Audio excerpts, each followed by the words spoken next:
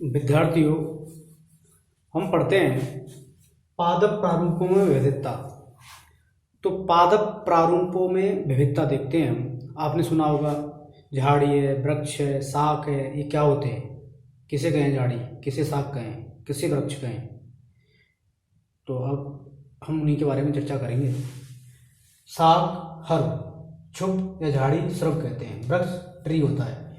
Tree 3 प्रकार के होते हैं उनकी विन्यास के आधार पर, और एक इन तीनों से भिन्न होता है, ये है कुलम्स संधि स्तंभ। तो हम सब एक एक को देखते हैं। शाख हर उन पौधों को कहते हैं जिनमें काष्ठीय बुडी टिश्यू नहीं पाया जाता, अर्थात बुड नहीं बनती, एक तरीके से द्वितीयक वृद्धि नहीं होती, लेकिन ये एक वर्षीय, द्विवर्षीय या बहुवर्षीय हो सकते हैं। एक वर्षीय, द्विवर्षीय व बहुवर्षीय हो सकते हैं, और इनकी जीवन काल भी कम होता है।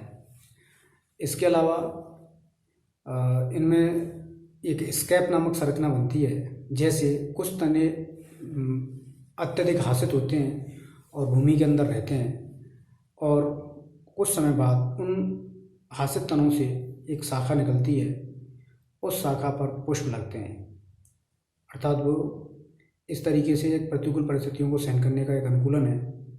तो स्कैप, SCAPE, स्कैप ध्यान रखिए, प्याज में पाया जाता है क्योंकि वो भी एक शाख ही है। तो शाख में बुडी टिश्यू बुड नहीं पाई जाएगी, काष्ठीय नहीं होगा। और एग्जाम्पल अगर इसकी बात करें हम, गेहूँ, चना, प्याज, ध्यान रखिए ये है।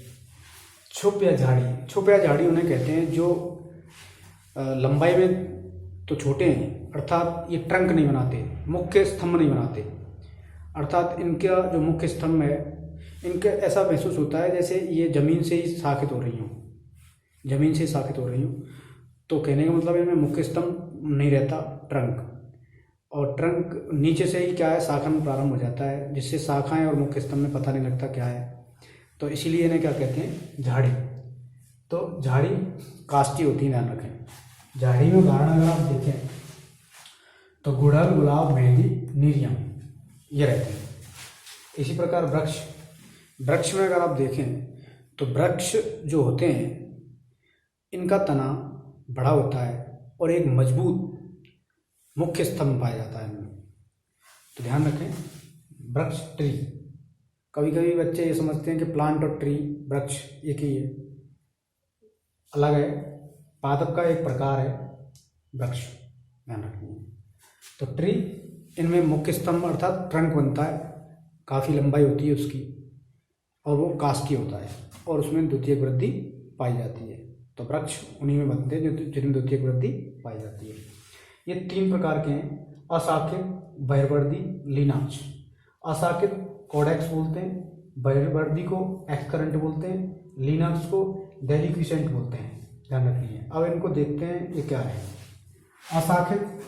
अशाखित जो कोडेक्स होता है अशाखित, जैसे आपने खजूर में देखा होगा, खजूर है, नारियल है और ताल है। तो ये नारियल, खजूर में क्या रहता है, जो पत्तियां केवल शीर्ष भाग पर लगी रहती हैं, लंबा स्तंभ रहता है और शीर्ष भाग पर पत्तियां लगी रहती हैं ऊपर। तो पत्तियों का क्या बनता है, क्रांत, ताज बनता है यहाँ पे, और नीचे कोई भी शाखा नहीं पाई जाती। अशाखित है, शाखा भी नहीं है, ऊपरी पत्तियों का क्राउन बनता है इनमें, तो इसे बोलते हैं कोडेक्स। नारियल में पाया जाता है, और किस में पाया जाएगा, खजूर में, खजूर और नारियल। अब बहिर्वर्धी में देखें, बहिर्वर्धी में एक तरीके से क्या होगा, इसमें कोनिकल आकृति होगी, शंकुकार, जैसे पाइनस में आपने देखी होगी, नीचे बड़ी पत्तियां, बड़ी पत्तियां, बड़ी पत्तियां, फिर छोटी छोटी, बड़ी छोटी छोटी, छोटी छोटी, ऐसे होती चली जाती है। तो कौन जैसी आकृति बनेगी, नीचे ऐसे पाइनस जैसी, पाइनस में पत्तियां इस तरीके से रहती हैं। तो उसमें पाइनस और कैजुराना उदाहरण रहेंगे, उसे एक्सकरेंट कहेंगे।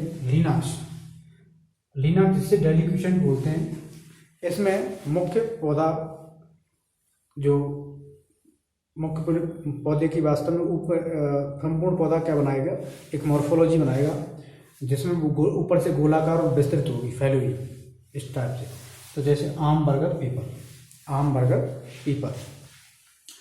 अब है हम इन तीनों से डिफरेंट एक प्लांट पढ़ेंगे, क्लम्स, CULMS, क्लम्स। तो संधि स्तंभ इसे कहते हैं। इनमें देखा जाए तो शाखन भी नहीं पाया जाता, शाखन होता नहीं है, तो ध्यान रखनी शाखन भी नहीं है। और शाखन नहीं है तो निश्चित रूप से, और ये एक तरीके से अशाखित हैं, अनब्रांच्ड हैं। और इनमें जो इंटरनोड होते हैं वो ठोस होते हैं, और नोड क्या होते हैं, जो नोड ठोस होते हैं। संधि और पर्व संधि आपने सुनी होगी, तो पर्व संधि को क्या कहते हैं हम, नोड कहते हैं, जो कि ठोस होती है। और ये सामान्यतः ग्रेमिल बांस या फिर मोनोकोट होते हैं, ये ग्रेमिल कुल के, ध्यान रखिए, संधि स्तंभ। तो अब आप जान चुके हैं कि शाखन क्लम में भी नहीं है, कोडेक्स में भी नहीं है, एक्सकरेंट में भी नहीं है, इन तीनों में शाखन नहीं है। तो शाखन यहाँ कहाँ है, लिनाक्स में है, डेलिक्यूशन, यहाँ गोलाकार है, विस्तृत आकृति बनती है। तो बच्चों आपने समझा, शाख में कास्ट नहीं, बॉडी टिश्यू नहीं पाया जाता, छुक में बॉडी टिश्यू पाया जाता है, वृक्ष में बॉडी टिश्यू पाया जाता है। और इसमें भी कहने का मतलब है क्लम इन तीनों से डिफरेंट है, बिल्कुल इन तीनों से। अब हम ये ध्यान रखें तो कास्ट बुढ़ इन दोनों में पाई जाती है, इसमें नहीं पाई जाती। अब अगर हम ये बात करें तो शाखन कहाँ कहाँ है, शाखन अशाखित में, शाखन लिनाक्स में है। अगर वृक्षों की बात करें तो लिनाक्स में भी पाया जाता है, शाखन छुप में भी पाया जाता है, ध्यान रखें। और अगर हम ये बात करें कि स्पष्ट संधि और पर्व संधि किसमें, संधि स्तंभ में पाई जाती है। और अगर हम ये बात करें कि स्कैप मुख्य ट्रंक किसमें नहीं बनता, तो झाड़ियों में ट्रंक नहीं बनता, मुख्य स्तंभ नहीं बनता। और शाख में क्या है, स्कैप बनता है। स्कैप क्या बताया था हमने, अत्यधिक हाशित तना होता है जो भूमिगत होता है, और जैसे ही अनुकूल परिस्थिति आती है तो उस तने से क्या है, एक शाखा निकलती है जिस पर पुष्प लगते हैं।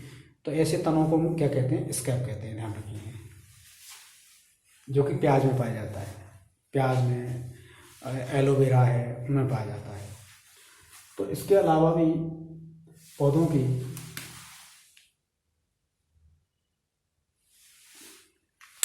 तो बच्चों आपने इनका अध्ययन किया।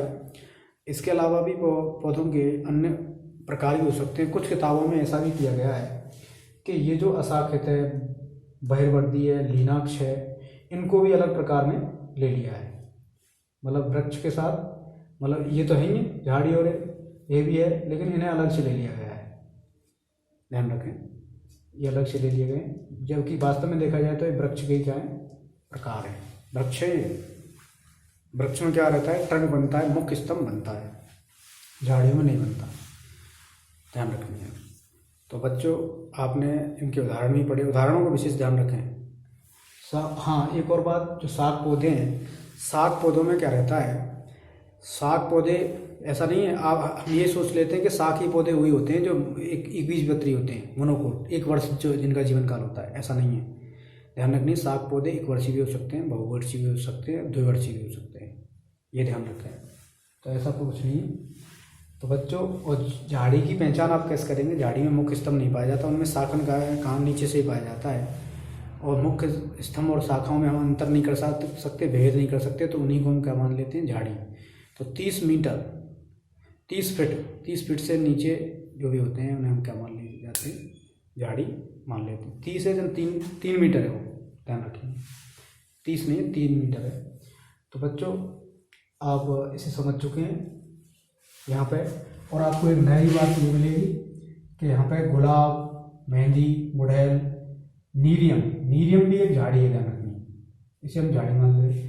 बहुत से बच्चे पूछते हैं कि गुलाब वृक्ष है, झाड़ी है, तो गुड़हल झाड़ी है क्या है, मेहंदी झाड़ी है क्या है, तो ये झाड़ी हैं, इनका शाखन नीचे से हो जाता है, तो इनमें पता नहीं चलता है कि मुख्य स्तंभ कौन सा क्या है। तो बच्चों हम इस टॉपिक को यही समाप्त करते हैं। Thank you.